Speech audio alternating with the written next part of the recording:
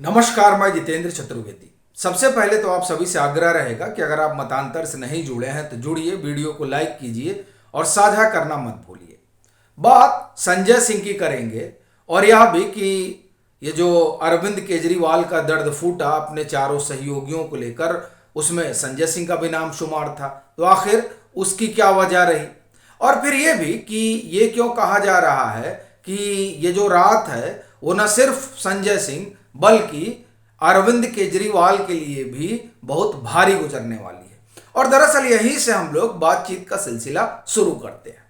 देखिए क्या है कि ये जो 28 नवंबर है उस दिन सुनवाई होगी संजय सिंह की जमानत याचिका पर। और देखिए संजय सिंह तो अब तकरीबन 2 महीने हो ही गए तिहाड़ी बने हुए, और ईडी को इन्होंने निमंत्रण दिया था तब जब इनके जो पीएस वगैरह हैं उनके यहाँ छापे पड़ते हैं और वहां से ईडी जो है पूछताछ करती है और चीजें बरामद करती है, यानी फोन वगैरह जो लेकर जाती है।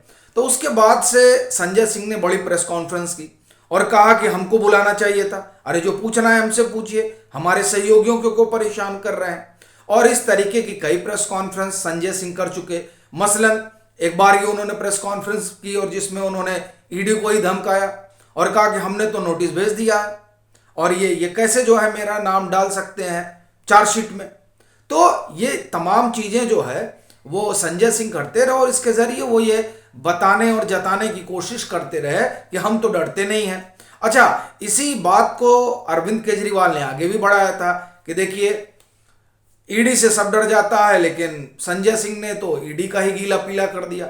लेकिन आप देखिए कि किस तरह से किसका क्या गीला हो रहा है और किसका क्या पीला हो रहा है। और ये इसलिए भी कहा जा रहा है क्योंकि 2 महीने में एड़ी से चोटी का जोर लगा दिया गया संजय सिंह की तरफ से, आम आदमी पार्टी की तरफ से कम कम संजय सिंह को जमानत तो मिल जाए। और वो इसलिए क्योंकि अगर संजय सिंह अंदर रहते हैं तो कहीं ऐसा ना हो कि मनीष सिसोदिया वाला कांड हो जाए।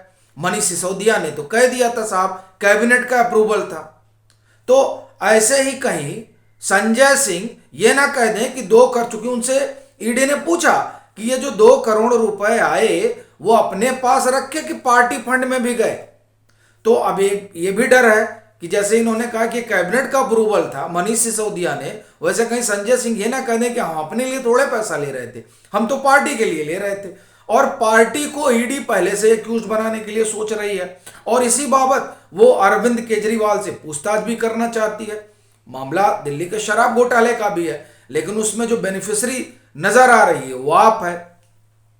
तो ये तमाम चीजें जो हैं वो अरविंद केजरीवाल के लिए तो समस्या का सबब ही है, इसलिए वो भी घबराए हुए हैं। और इधर संजय सिंह ये सोच रहे हैं कि किसी तरीके से जो है जमानत मिल जाती। हाई कोर्ट गए थे, वहां इन्होंने गिरफ्तारी को चुनौती वगैरह दी थी, लेकिन बात बनी नहीं। सुप्रीम कोर्ट भी चले गए। सुप्रीम कोर्ट में ईडी से कहा गया कि आप जवाब दीजिए। अब ईडी जवाब देगी और उधर जो है इन्होंने अपनी बेल पिटीशन डाल दी राउज एवेन्यू कोर्ट में। लेकिन जो इतिहास है वो ये बता रहा है कि साहब देखिए, राउज एवेन्यू कोर्ट से जमानत तो किसी को मिल नहीं रही है, खास तौर से दिल्ली के शराब घोटाले वाले मसले में। क्योंकि आप देखें कि चाहे मनीष सिसोदिया हो चाहे और भी जो लोग हों, अगर कुछ मिल रहा है तो वो है इंटरिम बेल, वो भी हेल्थ ग्राउंड पर, और भी मनमाने तरीके से नहीं, आपको लौट के आना पड़ेगा। अमनदीप ढल वाला मसला इसका सबसे बड़ा उदाहरण है। फिर दूसरा देखिए अमित अरोड़ा भी चाह रहे थे कि उनको मिले क्योंकि उनकी बिटिया का स्वास्थ्य ठीक नहीं, लेकिन इंटरिम बेल नहीं दी गई। कहा गया है वीडियो कॉन्फ्रेंसिंग से हालचाल लीजिए। तो बेल मिल पाना बड़ा मुश्किल है इस मामले में। और अगर संजय सिंह की बात करें तो संजय सिंह को लेकर ईडी ने जिस तरह की घेराबंदी की है और जिस तरह के कागजात रखे हैं, उसके बाद से तो संभावना बहुत ज्यादा दिख नहीं रही है। क्योंकि 3 चीजें हैं जो सीधे तौर पर संजय सिंह के पक्ष में जाती हुई नहीं दिखती हैं। और ये इसलिए भी कह रहा हूं क्योंकि ये हाई कोर्ट जो गए और फिर राउज एवेन्यू कोर्ट में जो बहस हुई उससे तो 3 बातें निकल कर आती हैं। पहला, ये इन्फ्लुएंशियल है, डराएंगे धमकाएंगे, इसलिए इनका बाहर निकलना ठीक नहीं है।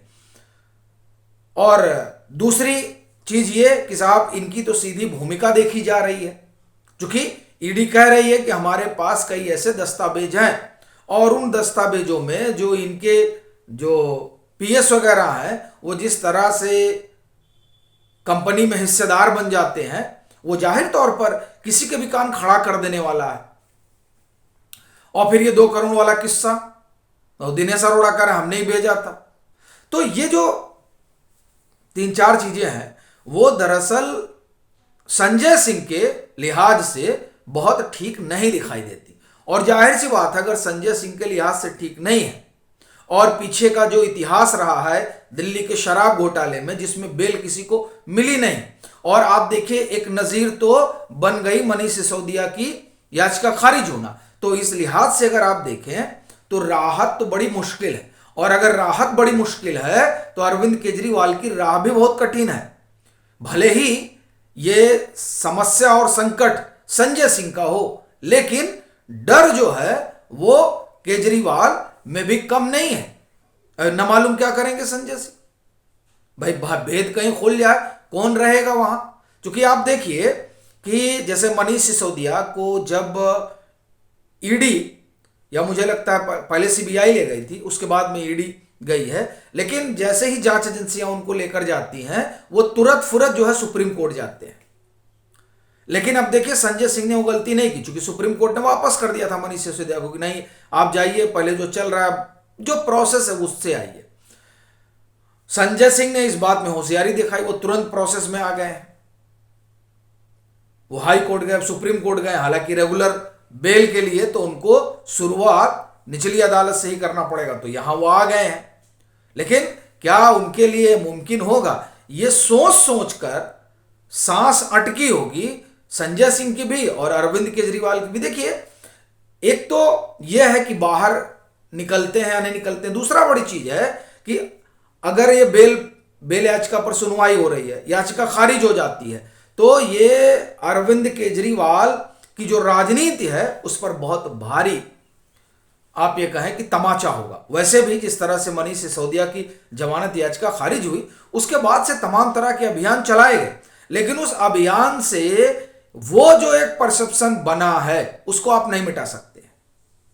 परसेप्शन इसलिए कह रहा हूं क्योंकि अभी आरोप है, दोष सिद्ध हुआ नहीं है, तो इसलिए परसेप्शन कह रहा हूं। तो वो जो परसेप्शन बना है आम आदमी पार्टी की सरकार और अरविंद केजरीवाल को लेकर कि शराब घोटाले में ये फंसे हुए हैं, और ये देखिए दिखाई देता है, लेकिन चूंकि दोष सिद्ध नहीं हुआ तो आप कुछ कह नहीं सकते हैं। तो ऐसी स्थिति में ये जो मामला है, ये मामला संजय सिंह के लिए तो संकट का सबब है ही है, अरविंद केजरीवाल के लिए भी कम समस्या नहीं है, क्योंकि नैरेटिव जो बन रहा है वो नैरेटिव अरविंद केजरीवाल को ले डूबेगा। क्योंकि भी आप देखिए अपनी जो पार्टी की 11वीं मना रहे थे उसमें तो यही कह रहे थे ना कि हमारे ऊपर तो एक दाग नहीं लगा है। अब जब बेल किसी को मिलेगी नहीं तो और कैसा दाग चाहिए भाई, कुछ होता तब तो कोर्ट बेल देता, कोर्ट बेल नहीं दे रहा है यानी कुछ तो गड़बड़ी है। क्या है, एजेंसियां उसको तलाश रही हैं, और दरअसल उसी गड़बड़ी ने अरविंद केजरीवाल, संजय सिंह सबको डरा रखा है कि न मालूम अभी ईडी के पास क्या है जो निकाला जाएगा, क्योंकि ईडी तो सप्लीमेंट्री चार्जशीट की भी बात कर रही है। और जब पीछे वो ईडी की हिरासत में थे संजय सिंह, तब ईडी ने कोर्ट को बताया था कि उनके पास कई ऐसे पुख्ता सबूत हैं। तो अब समस्या यह है कि ये बेल पिटीशन इन्होंने डाली है तो पुख्ता सबूत आ गए, तब क्या करेंगे। तो यही वजह है कि चाहे अरविंद केजरीवाल को याद आ रही हो और चाहे संजय सिंह का जी घबरा रहा हो, जो भी हो, 28 नवंबर का इंतजार है कि क्या होगा। और इसीलिए कह रहा हूं कि नींद उड़ जाएगी, क्योंकि ये जो सुनवाई है वो दरअसल आने वाले जो अब 2-4 महीने हैं उसमें आम आदमी पार्टी की दिशा और दशा तय होगी। तो इसीलिए ये जो संजय सिंह की जमानत याचिका है वो दरअसल अरविंद केजरीवाल के लिए भी उतनी ही मायने रखती है जितनी संजय सिंह के लिए, क्योंकि इससे परसेप्शन बनाने में आम आदमी पार्टी को सहूलियत होगी। खारिज होती है तो आम आदमी पार्टी का परसेप्शन जो है वो औंधे मुंह गिरेगा। बाकी आपकी अपनी क्या राय है ज़रूर साझा करिए। मतांतर से नहीं जुड़े हैं तो जुड़िए, वीडियो को लाइक कीजिए और फिर कहूँगा कि खूब सारे सुझाव दीजिए।